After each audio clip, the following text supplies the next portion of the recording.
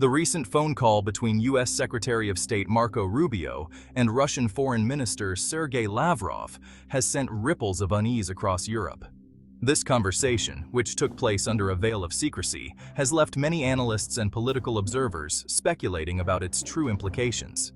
The timing of the call is particularly noteworthy, given the current state of international relations and the ongoing conflicts that have strained U.S. Russia ties.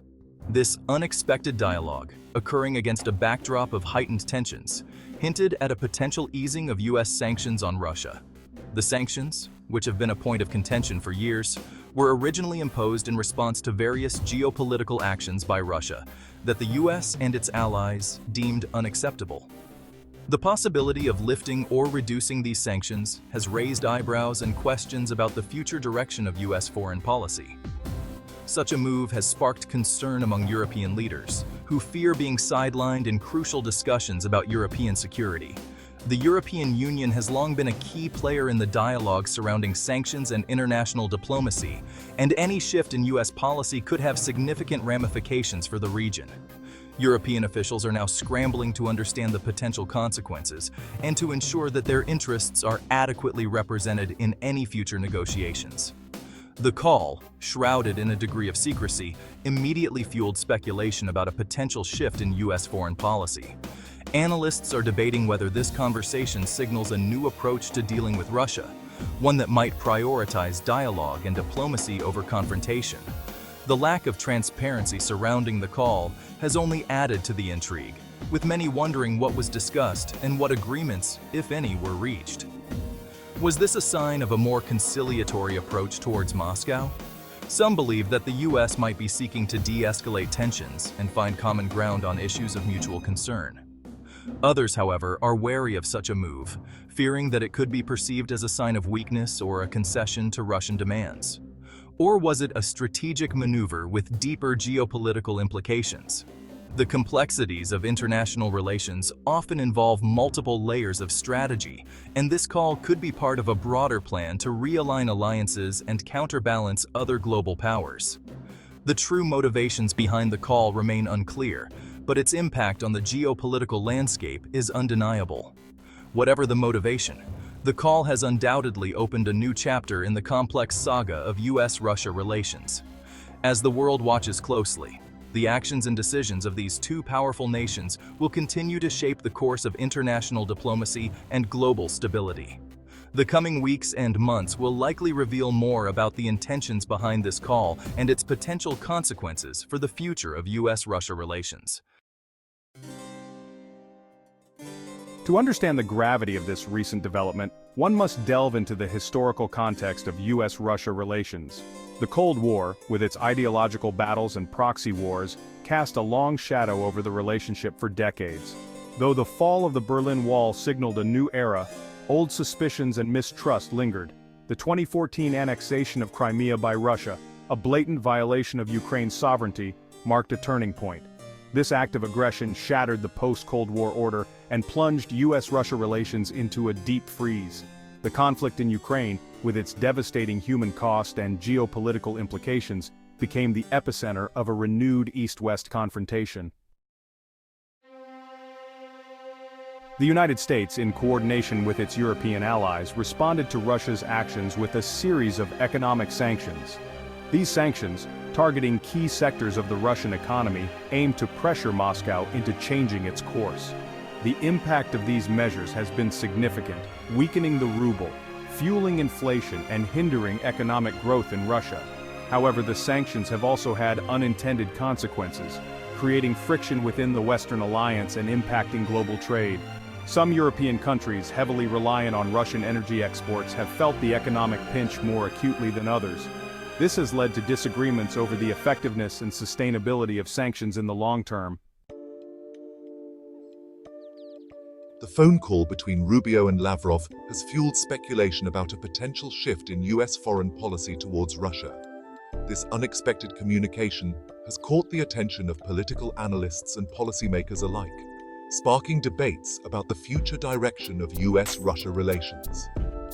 The Biden administration's emphasis on dialogue and diplomacy, in contrast to the more confrontational approach of the previous administration, has raised questions about its willingness to engage with Moscow.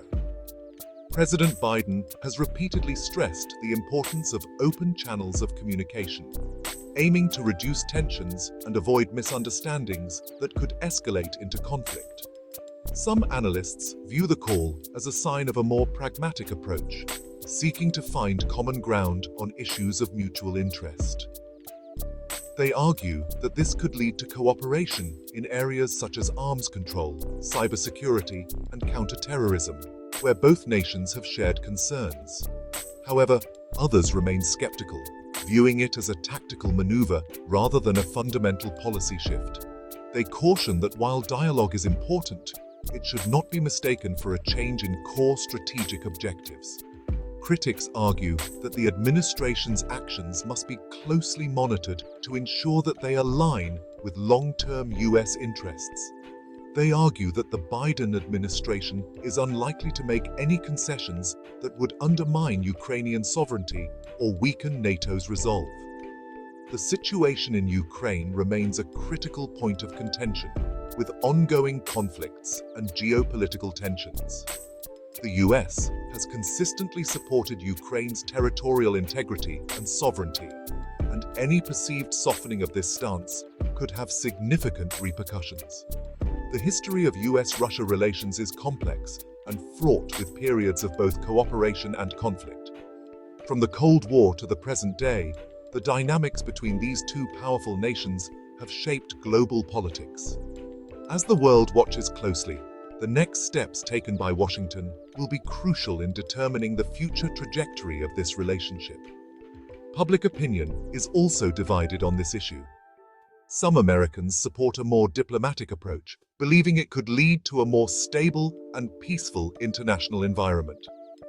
Others fear that engaging with Russia could be seen as a sign of weakness, potentially emboldening adversaries.